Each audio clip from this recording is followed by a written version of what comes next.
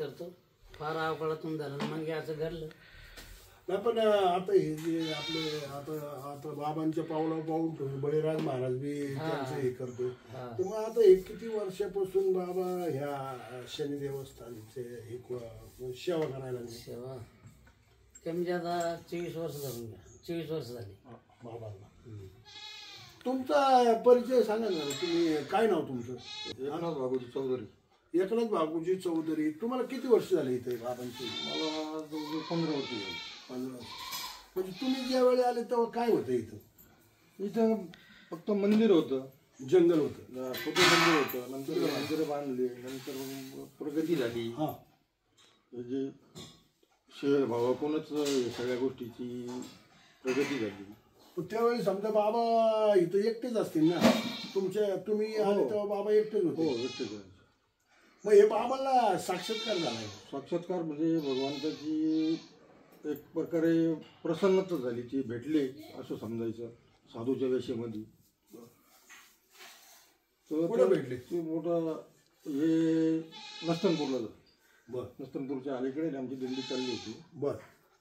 त्यावेळेस तो साधू रूपात आले. तर त्यांना ते लोकांनी पत्रवळे घेऊन त्यांना बोलत होते. बर. तर त्यांनी ते नाकारलं आणि ते राग झाडाखाली जाऊन बसले. बर. त्याचे महाराजांना काही माहीत नव्हतं. बर. पण महाराजांनी बघितले साधू माणसं हे झाले बा, एवढे राग का झाले बा, कोणी निरोपाशी जायला नको. म्हणून महाराजांनी काय केलं, एका पात्रावरती ते घेतलं आणि तिथं घेतलं. त्या महाराजांनी फक्त महाराजांच्या जगत एक घास खाला आणि तिथून तृप्त झाले, म्हणजे गायब झाले. अरे बाप, का बोल. हे किती वर्षापूर्वीची गोष्ट आहे? हे आता 22-23 वर्षाची गोष्ट आहे. नाही ना, 15-16 वर्ष झाली. हा नाही ना, मग हा तिसऱ्या वर्षाची गोष्ट. 3ऱ्या वर्षी म्हणजे साधारणतः 20-21 वर्ष झाली. 20-21 वर्ष. आणि त्याच्यानंतर तुम्ही किती वर्षांनी? 5 वर्षांनी तुम्ही बाबांची गाठ भेटली. आणि तुम्ही बाबांच्या सेवेत तुम्हाला बी बाबांनी म्हणजे बाबांनी म्हणण्यापेक्षा आपले शनिदेवाने तुम्हाला बी भरपूर असं दिलंय. म्हणजे आपले बाबा. माझं असं होतं मामा की मी घरी मी सगळं होतो, सरपंच झालो होतो, डायरेक्टर होतो, गावचं हे केलं. तुमचं गाव प्रॉपर? एकनाथ गाव दीक्षी, निफाड तालुका. बर. उजर दीक्षी. बर. आणि सोनगाव काय? ते सोनगाव दुसऱ्याचं गाव येते. हा हा. तर मग आम्ही निफाड तालुक्यातले. बर बर. मग नंतर भरपूर आमदार वगैरे हे त्यांच्या भेटी गाठी हे प्रस्ताव वाढवायला. तर महाराजांच्या सेवेतच असायचो आपण. बर बर. आणि मी सुधारलं असं वाटत नव्हतं. मी नंतर दारू प्यायला लागलो राजकारणात पडल्यानंतर. मग लोक म्हणे हे काय आता गेले म्हणे, वाया गेले. पण जेव्हा महाराजांचे पाय धरले तर सगळं माझं पुनरुज्जीवन झालं. जशी वैभव होतं तसेच परत ते दिवस आले. तर तेव्हापासून मग महाराजांना आपला शब्द गेलेला आहे की पोरांची नात्यांची एकदा पुरींचे लग्न वगैरे झाले, भावांचे अभिवांचे सगळे, तर मी तुमच्याच सेवेत राहील. तर तो शब्द मी आतापर्यंत पाळला आहे. अरे वा, अभिनंदन तुमचं. या गोष्टीवर तुमचं अभिनंदन, मनापासून अभिनंदन. तुम्हाला इथं आल्यानंतर कसं वाटतं? म्हणजे एकंदरीत मला घरी करमतच नाही इथं आल्याशिवाय. घरी एवढं हे ते बायको पोरं हे मला असं वाटतं की केव्हा मी महाराजांकडे जाईल आणि महाराजांच्या सांगितलं. मित्रांनो पाहू शकता, मी सुपरस्टार स्टार VVS मामा. हे जे आपलं यूट्यूब चॅनल आहे VVS मामा 351, तुम्ही सबस्क्राईब करा. आणि मी हे आपले बाबांचे वडील आहेत, शनी शुकदेव महाराज यांचे वडील आहे. मी त्यांना गुरु मानलेले आहे, त्यांचे वडील आहेत. तुमचं नाव काय बाबा संपूर्ण? मैनाजी विश्राम धोंडकर. काय नाव? मनाजी विश्राम धोंडकर. म्हणजे आपली कास्ट कुठली ती? म्हणजे धनगर समाज. आम्ही धनगर समाज. मित्रांनो पाहू शकता, मी भरपूर असे जगात फिरतो, महाराष्ट्रात फिरतो, बऱ्याच जणांच्या मुलाखती घेतो. बहुतेक मी बिरूबाबाला जातो, बाळूमामाला जातो, बऱ्याच ठिकाणी जातो.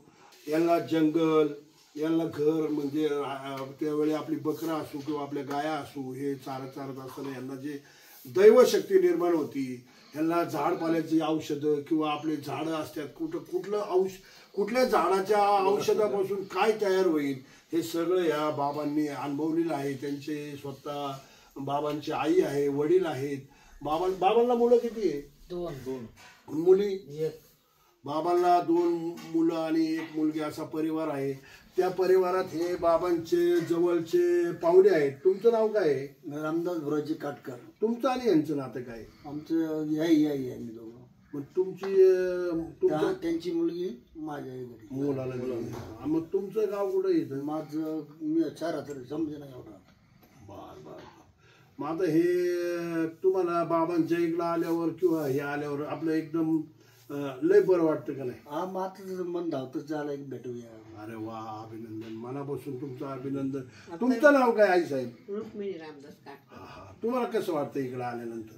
म्हणजे यावंच वाटतं ना आता. आणि- सुद्धा आलो आम्ही, सहजच आलो आता अरे भेटायला म्हणून.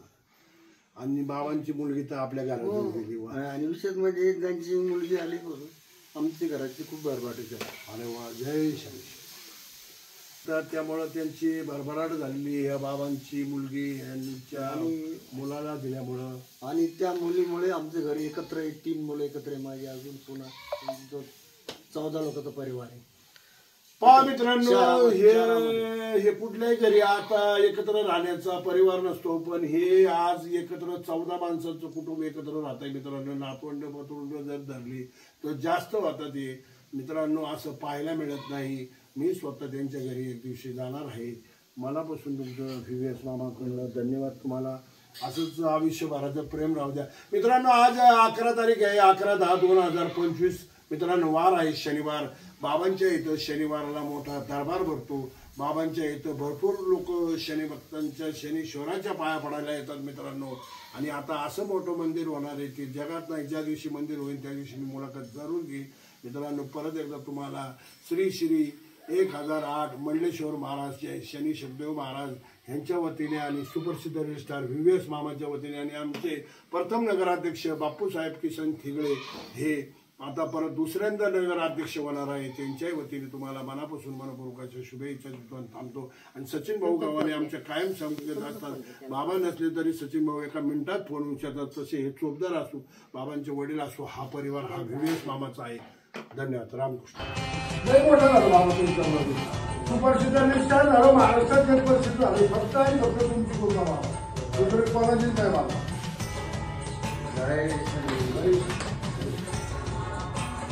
पाहू शकता मित्रांनो, हे शनी सुखदेव महाराजांच्या इथं हा दगडापासून बनवलेला दिवा आहे. हा दिवा पाहायला मिळत नाही कुठं. असा दिवा